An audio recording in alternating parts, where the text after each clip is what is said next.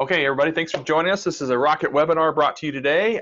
We are talking about benchmarks for digital success, and we're excited about this, right, Sean? Absolutely. We got some great content to share with you guys today, so let's run through this and get going. First of all, housekeeping. I'm Ben Kaufman, Rocket Media. I'm the owner. I usually get in the way of most people here, but I love bringing ideas to the shop and sharing ideas with you guys out there. Sean Bucher's joining me today. He's our strategy manager. Brilliant guy, lots to share. You're going to learn a lot from him today. Rocket's 17 years as of this weekend, actually, so we're excited about that. We do earn, own content, email, websites, really all the things digital. That's our playground. And we've been recognized by a lot of these great groups that we're part of, like Google and Microsoft and Yelp, and we're excited about that. Just to kind of identify our audience here, we focused really on 4 core client bases: HVAC, plumbing, electrical, and security. We work with a lot of other industries as well, but these are our focused areas that we really have put a lot of work into the last 17 years. It's our backbone, it's who we are, it's in our DNA. And so what you're going to hear today is a lot about what we know and how we operate within those spaces for digital. So what we hope you'll learn today are these 3 things: the ABCs of digital tracking, why they matter and why you should care. We're going to tell you a little bit about that and kind of break that down for you. What winning looks like, defining your digital goals so you understand really what the metrics are that you need to understand. And so the number 3 is what measurements really matter. There's a lot of noise, as it says. We got to help you figure out what it is you need to track so you can break that down, because we don't want you to get too lost and confused with all the noise out there. All right.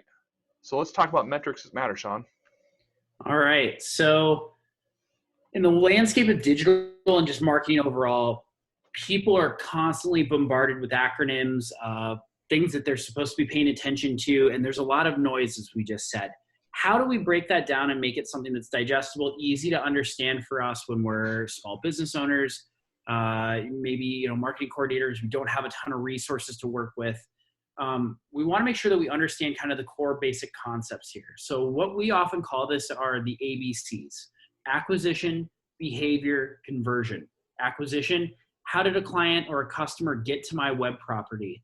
We say web property to be very concise, knowing that it's not always websites that are converting now. There's social pages, landing page efforts, phone call or phone numbers out there that people can click instantaneously. So we really should call it a property, not just your website anymore. Next step is behavior. How are those people, when they get to that property, what are they doing to interact with it? What kind of steps are they taking? What's that user journey kind of creating for them? All with the end goal of the C, conversion. And that's really how are they converting from that experience. And so you're going to hear a lot of metrics or identifiers today: users, new user sessions, channels, bounce rate, pages per visit, session duration, goal completion, cost per lead, conversion rate. Just know that a lot of these all play into a bigger funnel, and really what we want to extrapolate today is these are all pieces to a bigger puzzle. So, I promise you I won't let Sean confuse you too much, because that's a lot of jargon you just threw out there. But let's keep going. So when we look at this in a more in-depth way, what we find is Rocket actually, we like to look at really the A and C side. B, to us, can be problematic in some ways. And I say it's problematic in that we take really a strong pride in how we build our web experiences. We have, like Ben mentioned earlier, 17 years of experience. Our combined teams have, multiply that by 10x in regards to collective knowledge of web. What we find is in that B layer, usually if A isn't working, right? A is getting them into that property. Those are the sessions, those are the impressions. What are we doing to drive that visibility? And that C is really, how are we converting them? That middle layer, if something's off, that's when we're going to really dig into it. A great example of this is a fallacy I often see of, if you have a high bounce rate on a page, then it's bad. That's not the case. You can have a high bounce rate, because bounce rate is the metric used to calculate when people come to a page or an experience and leave it without going into a deeper page or experience in that website. If they're getting to the page that they need to find and they're ready to submit their info or make a phone call right then and there, then that bounce rate is going to be inherently high, but they've converted and they've actually interacted with that experience. So in that case, it's not as important, and it doesn't really tell us the story of, at the end of the day, what's happening with your bottom line. Are we increasing your lead funnel and your overall acquisition there? Right. So that's a great example would be like a landing page, right? So if you had a landing page for paid search or some other kind of mechanism you're trying to measure, those are typically captivated pages that you don't want people to leave. So you would have a high bounce rate because they can't go anywhere else, right? They're either going to convert or they're not going to convert. But that's an example where bounce rate would be kind of a fallacy, right? Exactly. Great example. So where are we going to see these most often? I think it's safe to say most of us use Google Analytics. There are a few other analytics softwares out there. Particularly Omniture comes to mind, Adobe's product. That's an enterprise level solution. You probably won't see that often. There's third-party reporting that basically takes the data that Google collects and can put it into their own format. But when you're looking at really the closest thing to raw data, most likely in the industry, you're looking in Google Analytics. And this is what Google Analytics is often going to give you a view of. That acquisition, you can see users, new users, sessions, behavior, that's giving you your bounce rate, your pages per session, your average duration, and your conversions. That again, conversion rate, completion, and then value. If you can understand those, and if really our goal is to at least get you comfortable in understanding what that's telling you, and you can start to make some better decisions with A, how you market, and B, what your web experience is that you're offering your customers. So we can take this even a step further. And at Rocket, we often do, it's great that we can talk about all the things web and, really help you craft a web experience that's true to your brand and that consumers want to interact with. But for us, the big benefit here is, okay, well, what's the other ABC in all of this? And really it's once they get into your sales funnel, there's an ABC aspect as well. And that's something we've addressed in other webinars, essentially looking at, okay, what if we acquired lead-wise? How many leads did we need, knowing that in that behavior layer or the, spam or internal attrition, elements that can affect how people want to close on business. Maybe you don't have an offer they thought you did. You're taking that behavior out, and then that C, the true conversion, is the closed job. So this holds true in a lot of different facets, and you can apply this to other areas of the business as well. So some common fallacies we see, or common things that we always like to make sure our customers are aware of or educated on. Because not everything is perfect, right? The web is full of miscues and misinformation. In these instances, when talking about ABC, some things that we commonly see in acquisition, one is bot traffic. We see this quite a bit. An easy way to identify if you all of a sudden have a huge uptick in sessions or users, but you don't see an uptick or a change relative to that in your behavior or your conversion, most likely it's a bot. And you can tell pretty quickly because you can go in and dive into the source. We'll talk about that in another webinar at some point, but that's one thing to keep an eye out for. Bots can kind of influence this and create some false positives. So whenever we can, we try to filter bot traffic out or account for it. Next is behavior. So we already talked about this, that high bounce rate. Another one that we often see is pages per session. People often say, if they're not getting to multiple pages per session, you have a bad web experience. Again, it depends on what channel they're coming from. If your direct traffic has that, that may be a concern. But if they're coming from paid search or organic, maybe most likely it's not as big of an issue as some would lead you to believe. Finally, C. We see this pretty commonly, and I would really urge against it. Using the conversion layer, or what Google refers to as goal completions, for things that are not related to a true lead or a conversion. And that is to say, in most of the services, that's going to be a phone call or a form fill. Anything outside of that really should be tracked as probably an event, which we can talk about in another one as well. Events in our eyes are not the same as conversions necessarily. And so you'll see this often where you go into an analytics profile that we'll audit, and you'll see time on a page, again, a behavior metric firing as a conversion. that can lead to some false positives and really inflate numbers in some areas. And so we don't like to do that, at least at Rocket. We think, again, it should be, is it something that the user is offering information to your business at that point with the intent of trying to do, trying to do business with you? Okay, so now that brings us to channel specific insights. And when we talk about channels, we're really talking also about the different types of tactics you can do. There's a lot of those. They kind of resonate in the same way. So let's talk about those. We're going to talk about three major groups here, the trifecta as we call it. And these are probably things you've already seen. So we're just going to review them, but we're going to break each of these down and talk a little bit more about each one specifically. But we'll look at the three groups. So we got your paid media, which is exactly what it is, everything paid. And you obviously are paying for all these types of activities to drive traffic to your site. Nothing surprising there. Owned medias are the things that you actually, of course, own, the things you build, the websites, the social channels, the YouTubes, the things you're creating. You're spending energy and effort in creating those, and you own those properties to build media for those. And of course, the earned are the things that you have to, of course, garnish. So you're going to think about mentions and likes and shares and reviews, stuff that people have to do to earn that from you. So those are the three groupings that we have. And like I said, we're going to break those down and talk a little bit about each one of those here for a second. Yep. So first up, paid ads. Most people know what this one is already. This has kind of been around for a while, of course, and it's always evolving. And so we've got a lot of different pros and cons that you can see here listed, but really the metrics that matter, we're looking at these three things here on the list. Those have also changed a little bit over the time as the search ad platform evolves. We keep seeing Google add new layers to the metrics or new algorithms that kind of we justify and quantify. But Sean, what do you got to say about paid search ads? Really, when you're looking at trying to put together benchmarks for digital success, I would say the two most important metrics in looking at a paid campaign are what is your cost per lead?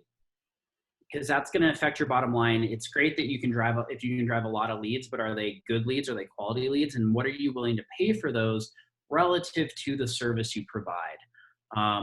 We've gone through some exercises with clients over the past few years where we can zero in and basically figure out, for maybe a repair and emergency service, you're going to be paying and you want to pay much less compared to that of maybe an installation or a new or a system replacement. And so those costs, then we have to go back and blend and look at. And so when we're looking at paid, we want to make sure that our cost per lead is good. The other thing that we typically want to look for is the conversion rate overall. If you're driving a ton of volume, a ton of clicks, but maybe you're not converting at a good amount from those clicks, that may be a sign that B layer, right? This is a great signal for that B layer triggering for us to say, okay, do we need to go back and change some things or maybe make some tweaks to get this to perform a little bit better? And as I mentioned, paid search, Google in general, is always evolving and creating new programs. That brings us to the next one, which is one of their new programs. It's fairly new. It's only been a few years now. It used to be Google Guaranteed. Now it's local search ads, still has Google Guaranteed. This one, of course, is one that many are very familiar with as well. Love it or hate it, it's basically a flat rate option that is now allowing you to see exposure. The difference, of course, is that you're having to do a lot of legwork on your end as the one that owns the account and managing those things. So there's a little bit more legwork there involved with that, but it seems to have a fairly steady stream of opportunities for customers. They like the fact that it's more of a flat rate. It is a little bit of a game in that you have, the customer's going to have at least 2 or 3 options that they're going to be presented with when they go through this process. So it's, speed to dial kind of thing, quick to answer. And so you have a little bit of fluctuation there. What do you got, Sean? Yeah, very similar to Home Advisor's model in many ways. The benefits here really, you're going to be top of the search pack. And so if you're in mobile, if you happen to be in the top 2 when they serve this, or in desktop, the top 3, it's really a great opportunity, again, to have brand visibility. I would say one of the harder parts is it's great for our partners or our clients is a great flat rate, predictable, right? What becomes unpredictable is the nature in which that's going to get served depending on the competition in your area. So one of the things we look at when we're talking about LSAs with a client, how many others are in that program under the Google Guaranteed badge, because that's going to impact basically the amount of inventory or amount of opportunity you have at a given time. So while we like this and we think it's a great option for some that are definitely dipping their toes and want to make sure that they're pacing their budgets well, you do lose out on the opportunity to maybe be more aggressive where you can, or to take advantage of some off hours that people may not be running in more of an auction-based system like paid search. So something to keep in mind there. Absolutely. So next up is display ads and remarketing. I think this is probably one of the most underutilized systems that are out there, really. There's so much opportunity to be had with this, and many times customers that we even work with don't put enough merit to this. So exactly what is this? Customers are coming to your website, they don't convert, or even if they do, honestly, we're going to cookie them. And that means when they leave your site and go elsewhere, we're going to show them these banners, whether it be text-based or image-based or even video now. So there's lots of things we can cookie. And there's different ways we can do that. I want you to understand that you can also do this for different layers within your site. So if I come to your homepage, I receive one cookie that's based probably more of a brand-based type of a cookie. So I'm going to see general ads about your brand. If I go to a specific area of your site, let's just say it's your repair page, now I have possibly been cookied for repair-based ads. And then, of course, if I go all the way to your schedule form, but I don't convert or you just get there, I could be cookied now for the fact that I have had high intent to purchase, and maybe I just need a little offer to push me over the edge. So we can create different assets, of course, for different areas of your site, and that's a great way to do that. The other thing, of course, is we can send promotions later on. So once they've been cookied, we can later on send opportunities that they could see through different display opportunities, and that's another great way for us to get some good traction. Anyway, this is one I think that we should definitely have more merit in, and this has certainly provided a lot of opportunity for many of our clients. Yeah, I would say, I would echo that, Ben, and that a lot of our, not just our clients, I should say, I would just say in general, it's vastly underused. And I have talks with people in the industry who, for whatever reason, may not put as much credence in really the inventory that's available through Google Display Network, and some of their some of their additional offerings, and really the targeting. The targeting's become far more advanced even in the last 3 years, where Ben mentioned the use of a cookie. Google has come out and said, as of the last few months, they're going to be moving away from that at some point. A cookieless web experience at some point will exist, but they are willing to offer certain layers of targeting and behavior that make this just as effective. And what we've been able to test in betas with our clients and just what's been available to us in that audience targeting layer, we've seen really good options there. There's one where we're able to target people that don't have any familiarity with your brand, but have looked for your services in their area in the last 7 days. That's one that we're utilizing quite a bit for clients and seeing really good success. So it is evolving, but I don't think it's going anywhere. And again, a really low cost way to get the visibility and to get conversions. Rarely do we see the amount of conversion come out of a display ad or a display campaign that we would for a normal search campaign. But for relatively the same cost, and most of the time lower from an acquisition standpoint, well worth the investment. Yeah, absolutely. So next up is reviews. Sometimes also overthought as far as the different tactics you can manage, but this is something that we definitely want to put some merit to, because Google and all the other search engines out there are giving a lot of clout to these, and consumers are using these quite a bit, of course, to make decisions. And so online reputation reviews is an area that we see a lot of opportunity for people to put some effort into, whether you're collecting them or distributing them or sharing those in different ways on your website. Those are all things that really matter these days. And of course, rankings and positioning can also come from some of these things, as Sean can explain. So Sean, fill them in on what your thoughts on reviews. Yeah, we've seen a huge push in the web from most engines and reputation management platforms towards leveraging consumer, basically how a consumer views you. The sentiment of your brand online can really dictate how well you rank organically, and really how inclined someone may be to convert with you.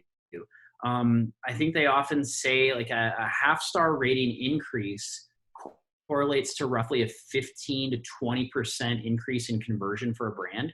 So if you're a 3.5 and you want to go to a 4, you're going to see a good lift out of that, in addition to that effort of getting good reviews and kind of lifting your reputation from what the user can see. That'll translate to them wanting to do business with you. The other one that we really see that gets underutilized, or people don't want to own as much as they should, we have an example of it right here, is the negative side.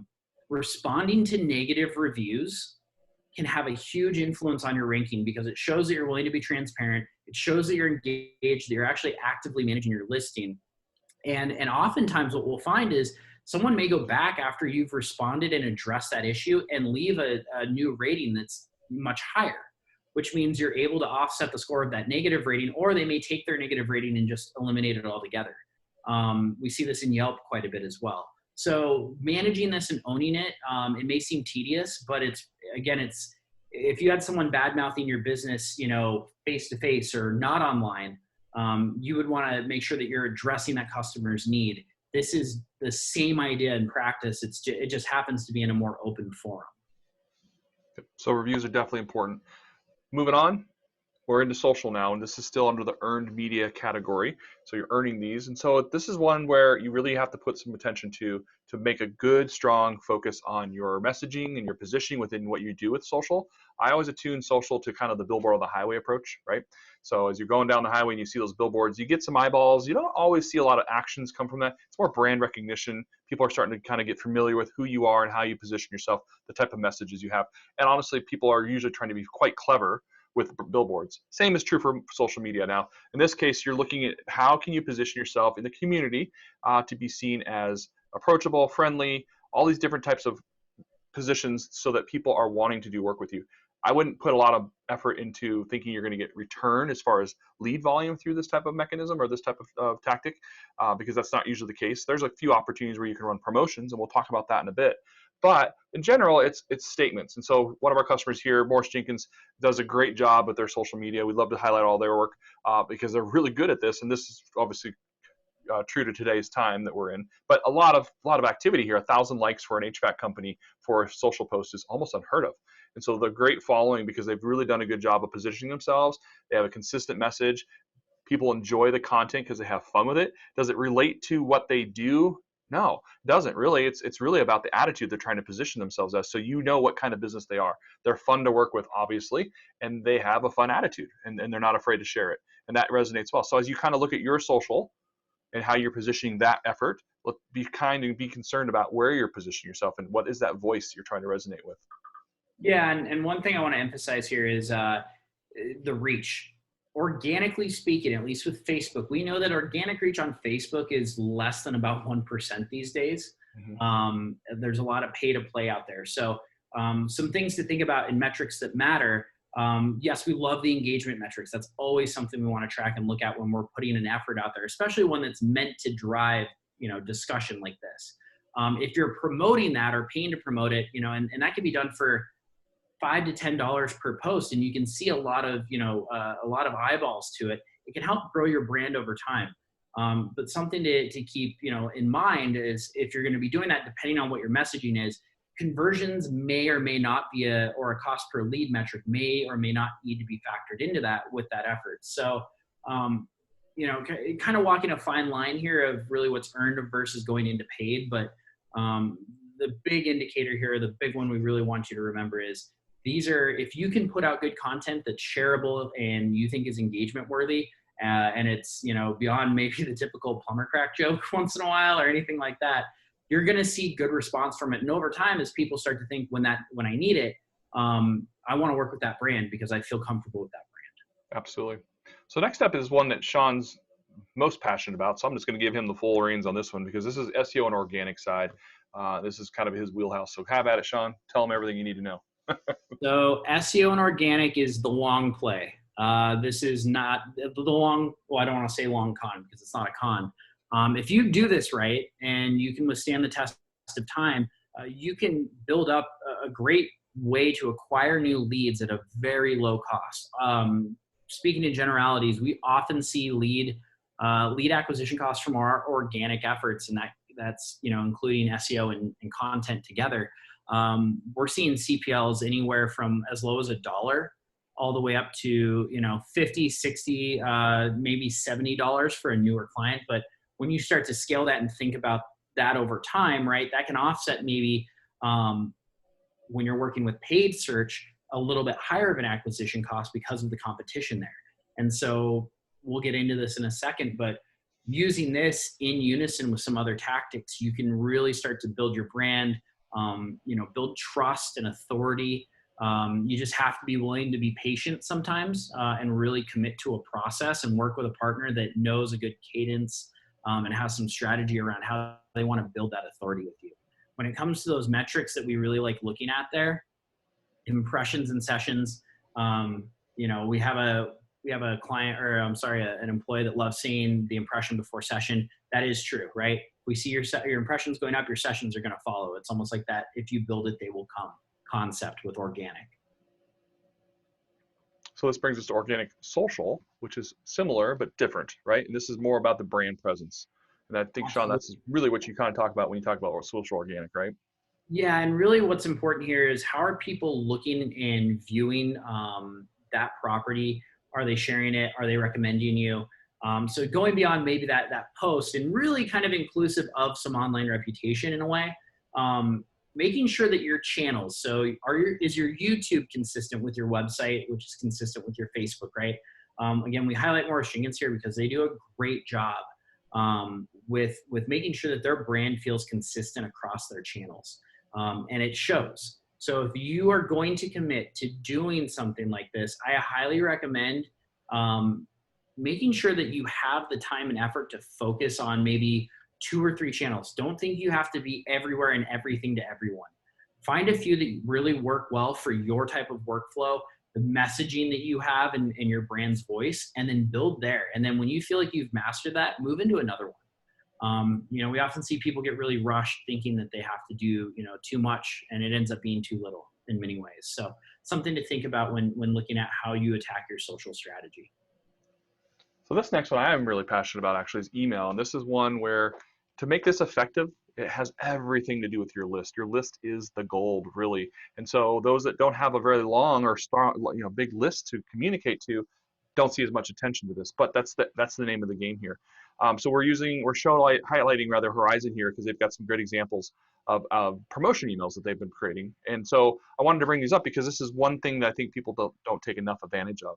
Is building their lists and then promoting that to their existing clients or lists of clients that maybe they have for opportunity.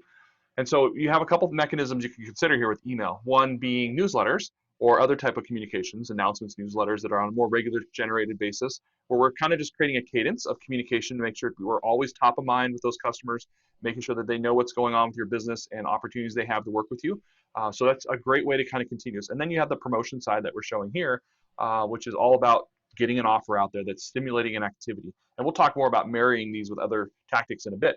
But I like to show the one down the bottom right corner because having something that's completely unrelated with your business, such as this great night in giveaway that they show here on the Horizon ad, is a great example of how can you grow your list, right? So is that ad obviously anything to do with HVAC?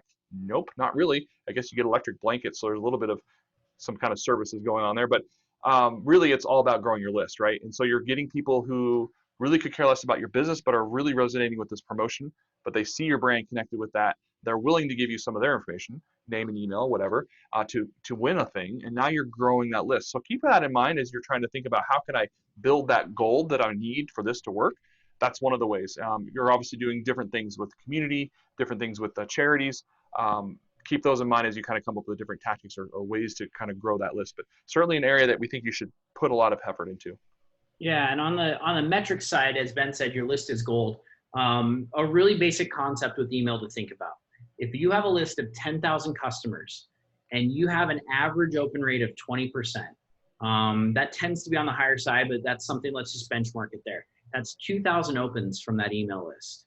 From there, if you maintain about a 10%, let's say it goes down to 5% conversion rate out of that email, right? So let's say it's an offer-based email, that $59 tune-up special, you're getting down to 100 conversions out of that. So it may not seem like a lot in the scale of the total emails sent, but we also know that those can be passed along. I think Ben mentioned referrals, a great way to share. It's shareable without being annoying for some people, right? Hey, I remember Bob and Cindy down the street talking about needing to get a new AC system.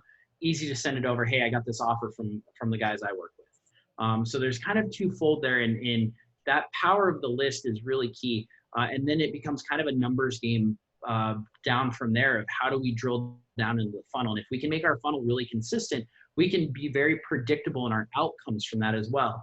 Again, it's a lower cost, usually a lower cost effort as well. And so, let's just say out of that 10,000, you did get the 100 conversions or bookings. that's a pretty good return on spend, most likely. Yep, absolutely. So tell them about the benchmarks here, Sean. These are the areas that we feel like we should be looking at, right, and measuring these things on. Yeah. If you're really trying to understand, at the end of the day, and all the noise and everything that we presented today, because there was a lot, where do I need to focus on these? In paid, really think about the return on ad spend. When we talk to clients and what we've seen across most service industries, a good return on ad spend is anywhere from 5 to 1. So for every dollar you get $5 back somehow, all the way up to 24 to 1. That is for our peak performers. They have amazing brands. They've built that over time. And so dollars tend to go further, right? And that's just kind of a principle. We've talked about this in earlier presentations. But if you can dial that in and be able to set goals around that and really have an expectation, you're going to see better results over time. And then that'll translate, obviously, to that cost per conversion. These are all connected. With the earned media, start looking at ways you can grow your reviews, grow your ratings, right? More reviews, more ratings, more engagement. That'll, again, play off in that middle layer for you over time of building that kind of digital PR and reputation. And then finally, on the own side, things that you can control. What is the aesthetic and experience that you're providing? That's really dependent upon your brand and how you guys talk about yourselves. Again, leading to that final piece of how then is that driving leads and conversions for your brand? So things to think about and really dial in as you go through and kind of assess this on your own. Okay, so now we're going to talk about combining channels for success. I'm going to let Sean start off, talk a few things, and I'm going to give some examples as well. So let's dive into this one. Yeah, so I just said this no more than 30 seconds ago. Does the money you put into your marketing effort, are you able to quantify money out of it? I know that this isn't perfect by any stretch of the imagination, and the larger an organization, sometimes the more difficult this can become, especially if you have multiple stakeholders involved with your marketing, whether it's multiple partners, consultants, internal owners of different properties or channels. But what you need to think about is, what am I spending on those? And what am I getting out of it? If you can start to do that, you're going to have better benchmarks for yourself over time, and you'll be able to put money into places that really it matters to you. So just from a 10,000-foot view of what we see most common with services and trades, paid search, your benchmark should be about a click-through rate of 3 to 4%. It can be higher. If you're below this, there's probably something you really need to look at, either with your ad copy, or how you're targeting some of your ads. From there, having a conversion rate internally of about 10 to 20%, we know that this can really go far for a lot of our partners. We have seen conversion rates get up to about 26, up to 30%. Usually there's, again, brands involved. There's a high demand at that point. So there has to be some things contributing to that. But if you're below that, especially in paid, if you're getting conversion rates below 10%, you might want to look at either what that landing page or that behavioral experience is dictating, or again, back out to the A level, are you acquiring the right type of customer even to help drive that conversion? The next one that we'll look at is cost per lead, right? So we benchmark usually within the industry, and it can be lower depending on the area of the country and kind of what product you're targeting, but we usually see 75 to 250 for a cost per lead. It can go as high as up to 400 or 500, again, for a replacement or an install in the HVAC world, but very rarely do you see yourself having to go beyond that. And again, the money's usually justified at that level, $400 to originate that lead. And hopefully out of that, there's attrition internally, as we talked about, but at a $400 cost, you should be able to get about 6,600 out of that on average, but probably higher. Yep. Going into display, a little bit less, right? Less people clicking. It's more about the eyeballs. It's more about them keeping your business top of mind. Lower cost per lead usually. Getting into organic, again, that can go even lower. Organic on the click-through rate, a little bit tougher, just because when you look at a search result page, organic's the last one in the list now. So it's behind MapPack, it's behind LSA, and it's behind paid ads. So that's why it tends to have a lower click-through rate, but the conversion rate tends to be pretty strong out of there. And so again, lower cost per acquisition over time, good leads. They tend to be higher quality anyway. Finally, email. If we're saying 10% click-through rate, 20%, if you get higher than this, I would say anything below that 6 to 8%, you really need to rethink some of probably the messaging, or what is your list's fidelity? How good are the emails in that list? And anything basically below a 5% conversion rate is what we see. If you can convert higher than that, you're probably doing really well. And again, depending on how much it costs to build that email and send it and maintain your list, usually in a MailChimp or something like that, your cost per lead is going to be well under $100. If it starts creeping up above that, again, another red flag probably to think I need to look at something. So now let's jump into an example, and this is where it gets fun for me, at least. I think Sean would agree. This is where we're starting to take these different tactics and put them together and create something of a result. So here's an example of a promotion. And so here we have an idea where let's just take a monthly promotion, whatever it might be, tune-up, repair, install, replacement, whatever you got. We'll take that promotion. We're going to do what we call a promo landing page. We're going to create a landing page, which is the far right there, which is that captive page that's going to catch all the information we need for conversion. So phone number and form is going to be on this page. We may have some promotions as well on this page, whatever it might be to help enhance this activity. But it's one page. So when we were talking earlier about bounce rates and things, this is an example of those kind of pages that you're either converted or not. So what we're doing though is we're creating a promotional graphic for this promo page. We're then going to repurpose that and put it into an email that we're going to send out to your gold, your list. And we're going to send that out and hopefully get some eyeballs on that. We're going to take that same graphic and we're going to convert it into a social paid post. So we can push that out through the social channels. Obviously it's a paid, so we're pushing that effort, but we're getting the demographic information correct so we can make sure we're targeting the right area. And then we're going to take finally that last bit of graphics and reconvert it again. And we're going to now use it for your remarketing, your targeting, and display advertising. So now we've done 3 different tactics, actually kind of 4 with the promo landing page, putting them all together and built this kind of mechanism. And we're going to measure the results for this entire campaign from start to finish. It's a great way to see how these tactics can work together. And of course, build a model that can be used over and over and over and over again. Any ideas on this one, Sean? Nope. I think okay. you have the right on the head. Really, it's when we start to look at these things in unison, these efforts and channels, we start to come out with our blended acquisition costs. And so over time, I made a mention of this earlier, if you have a higher paid cost or it's more competitive in your area, but you're able to blend some of these together, you come out with a better average acquisition cost. And so that's really something to think about when you look at where your money's going right now. Yeah. So bottom line, when you're looking at the calculations that you really need, you should be considering a lot of that entry, that export, or really the conversion aspect, I should say. And are you tracking these year over year? Are you benchmarking these against previous dates? Often within our industries, we look at seasonality. And so we tend to want to review or compare these metrics year over year and then year to date, just to see how we're pacing versus the previous year when available.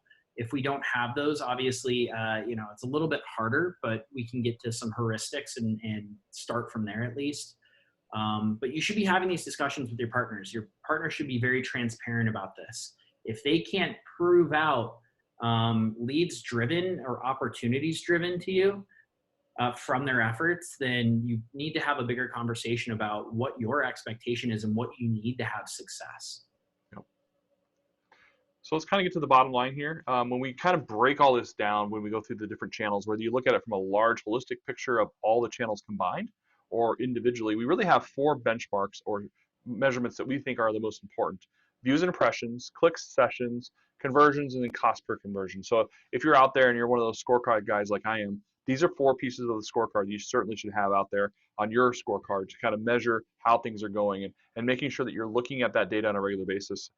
We've definitely found these to be the most beneficial for most of our clients and the work that we do helping us stay clear. And Sean mentioned earlier just about how you need to make sure you know what success looks like. That should be a shared measurement. Your success should be shared by whoever you're working with, or if it's us, we always want to know what that success looks like. So we're going to use these measurements to basically validate that work, right? Hit the nail on the head. Left me speechless, which never happens. Right. So here we go. How did we do? We ran through a lot of content, but let's just see if we hit any of these for you guys. The ABCs of metrics, Hopefully now you have a different idea, or at least another way of looking at how to visualize that funnel, or at least the ABCs version as Sean put it together for you today. Not all channels are equal. You definitely need to be strategic with your resources and time. We gave you a lot of examples of different channels and kind of broke those down for you. Hopefully you got some insights on each one of those. And then baselines for the success within your industry. What does that look like to win?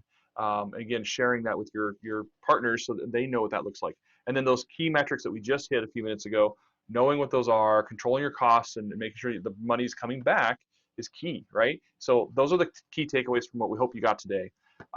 This is Rocket Media. It's a small team, a group of about 25 or so. We love what we do, and we love to help our clients. We're very passionate about the industries that we work within. And if you're interested in needing some help, we'd love to work with you. Here's some great brands that we've worked with over the time that we're working with that we think are great people to be part of. And if you think you're in this network, or you think this is the type of company you want to be a crowd of, by all means, give us a call. We'd love to introduce you to some of these folks, at least show you what we're doing for some work in them, and how we can help you out. If you got any questions or comments, this is the way to get a hold of us. We appreciate you spending time with us today. We hope you got a little bit more information out of this. And if there's anything we can do for you, just let us know. Thank you. All right. Bye-bye.